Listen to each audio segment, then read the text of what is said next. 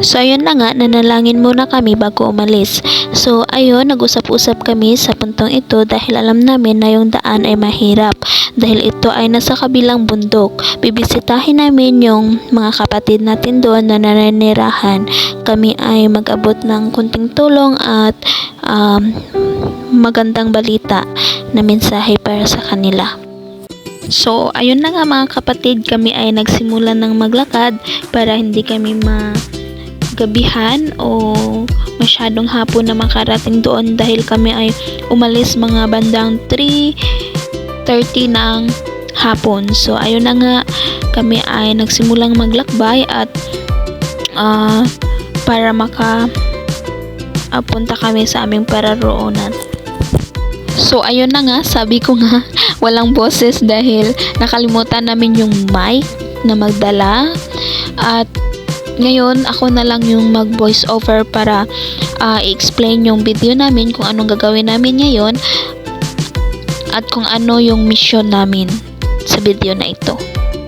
So, mga kapatid, ito pala yung video na ito. Ito yung kauna-unahan naming mission sa aming ministry at kami ay mag-random na lang kung sino yung mapipili naming bahay na pupuntahan at kung sino yung tatanggap sa amin. So, sa video na ito makikita nyo kung mayroon ba tatanggap sa amin doon sa kabilang bundok dahil ito yung first time namin na pupunta doon. Hindi namin alam kung ano yung pwedeng mangyari doon. Pero ayun na nga, malaki yung pananalig namin sa ating may kapal. So, hindi kami takot kung ano man ang mangyari doon dahil alam namin hindi niya kami pababayaan. Kaya habang naglalakad, naisipan namin mag-open up ng mga Bible verse na aming ipahayag o aming i-share sa bahay na tatanggap sa amin doon.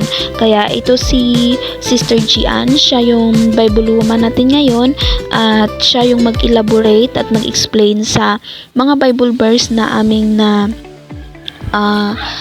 gustong i-share sa ating mga kapatid sa kabilang bundok. So, ayun mga kapatid, kung nakikita nyo, enjoy na enjoy kami sa kagandahan ng nature dahil hindi namin alam na ganito pala kaganda yung mga puno at yung mga halaman dito dahil nga ito'y first time namin maglakbay na at madaanan tong nature na ito papunta sa kabilang bundok. O ayun na nga, na-slide yung isang kapatid natin dito, si Sister Linlin. Pero okay lang dahil alam namin na may mapapasaya tayong tao doon sa kabilang bundok. Yung tinuturo ko, mga kapatid, yun yung pupuntahan natin ngayon at hindi natin alam kung may madadaanan ba tayo sa kabilang bundok na yon. So ayun, pagpapatuloy natin yung paglalakbay, mga kapatid. So ito nga kung nakikita nyo, sobrang init pero gulang, laban lang mga kapatid. At may dala naman tayong tubig. So ayun na nga, sabi ko nga pangalawa na na-slide si Sister Tata natin. So ayun, kung nakikita nyo mga kapatid, kami ay patuloy sa aming paglalakbay kahit na sobrang sakit ang sikat ng araw mga kapatid. So ayun na nga, nauna yung tatlong brothers natin mga kapatid at sila ay sina kapatid Rinaid, kapatid Borbor at kapatid Janjan. So ayun, ito na, pagpatuloy natin yung paglalakbay mga kapatid. Kung kayo ay nagtataka kung bakit malikot yung video natin or yung nagbibideo ay malikot dahil nga kung nakikita nyo mga kapatid, yung daan natin ay pababa na siya. So kailangan kong ingat dahil nga baka tayo ay pupulutin dun sa ibaba. Doon na tayo pupulutin sa ibaba mga kapatid. So ayun nga, nakikita nyo mga kapatid, maganda nga yung paligid natin. Pati na rin yung mga sister natin. Ayun na, laban lang, go sis, laban, kaya nyo yan. Dahil ako ay hinihingal na nga dito. Dahil ito na, magsisimula na yung dadaanan natin na medyo mahirap-hirap dahil tayo ay tatawid na sa kabilang bundok. Ito na nga sinasabi ko mga kapatid, tayo ay aangat na naman. Paangat na naman yung daan mga kapatid. So ayun, naghahanap kami ng pwedeng madaanan. Ito na yung kabilang bundok na tinuturo ko. Nandito na kami sa kabila mga kapatid. So patuloy natin yung paglalakbay mga kapatid. Medyo napapagod na nga ang mga kapatid natin. Kahit ako nga rin, hinihingal na sa paglalakbay mga kapatid.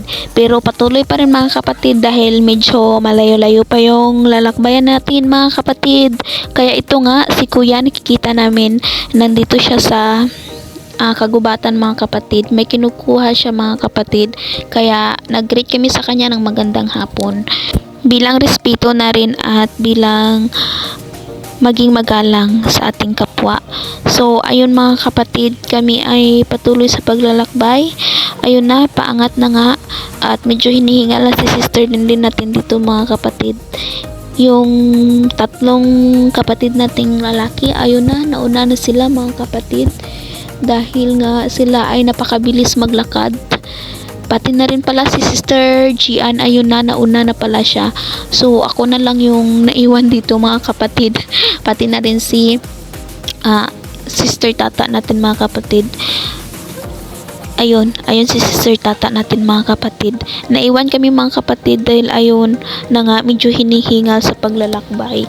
Pero sige, laban, patuloy pa rin tayo mga kapatid. Dahil ayun nakikita nyo sa taas, mayroon pa palang medyo mataas-taas pa na ating lalakbayin. Ayun na nga mga kapatid.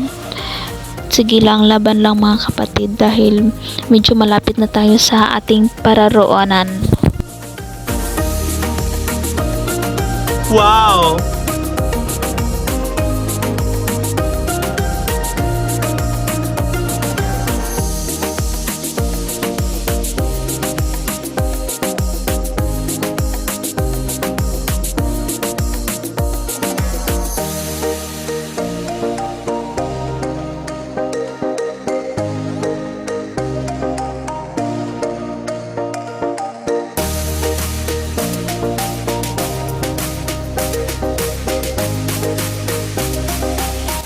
Ayun na mga kapatid, ang ganda pala ng view dito sa taas. Ayun kung saan yung tinuturo ko, doon kami nanggaling mga kapatid, sa kabilang bundok.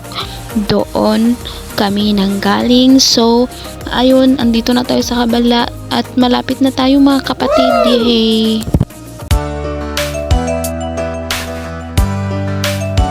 Ayun mga kapatid, kung nakikita nyo napakaganda ng tanawin, makikita nyo talaga yung kabilang bundok dito mga kapatid. At ayun, napaka-fresh ng hangin dito. So, nagpahinga muna kami dahil medyo napagod mga kapatid. Pero ayun, malapit na, nakikita nyo yung bahay na yun. Ayun mga kapatid, doon kami pupunta mga kapatid. So, imagine yung nilakbay namin, medyo malayo-layo talaga mga kapatid, pero napaka worth it pag nakarating na kayo dito sa kabilang bundok. Ayun, wow!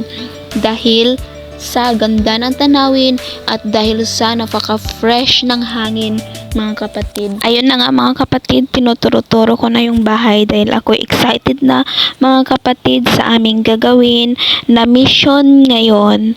So mga kapatid, ayun, nauna na ang ating sisters, si Sister Gian. Tingnan nyo mga kapatid, napakaganda ng mga halaman. Ayun, tinuro ko ulit mga kapatid dahil kami ay nag-confuse kung saang bahay kami pupunta. Pero ayun nga mga kapatid, nakita namin tong bahay na ito at ito yung pupuntahan natin ngayon.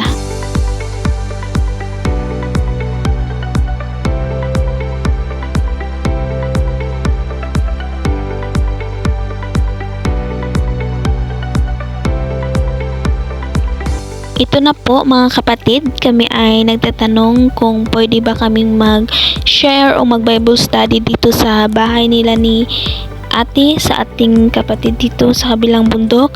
At ayun na nga, maraming salamat sa Diyos dahil kami ay safety na nakarating dito sa kanilang bahay. At siya ay tumanggap sa ating offer.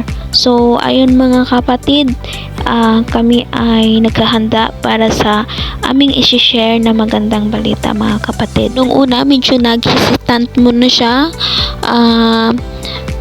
lumapit sa amin dahil baka daw anong gagawin namin sa kanya or baka may masama kaming balak. So, hindi naman natin yun masisisi sa kanya mga kapatid dahil nga first time namin makapunta dito. Pero ayun na nga, si Sister Gian nagpakilala at pinakilala niya kung saan kami galing na ministry. So, ayun na mga kapatid, siya ay tumanggap at malaki yung pasasalamat namin dahil tinanggap niya kami at siya ay nakinig sa ating ibinahaging magandang balita.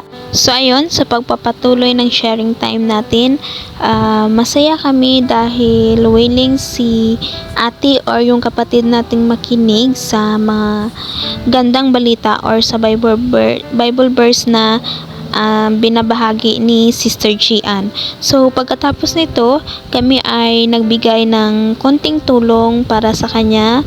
Kami ay nagdala ng solar, tsaka dilata ng mga pagkain, tinapay, at tsaka spaghetti na aming hinanda bago kami umalis at pumunta sa kabilang bundok upang magbahagi ng magandang balita doon. So, kami muna ay nagluto or nag-prepare ng spaghetti. So ito na mga kapatid, kung nakikita nyo ang ganda ng ngiti ni ate, pati na rin kami, masaya din kami dahil napangiti namin si ate sa aming nabigay para sa kanya, not physically or material but also spiritual mga kapatid.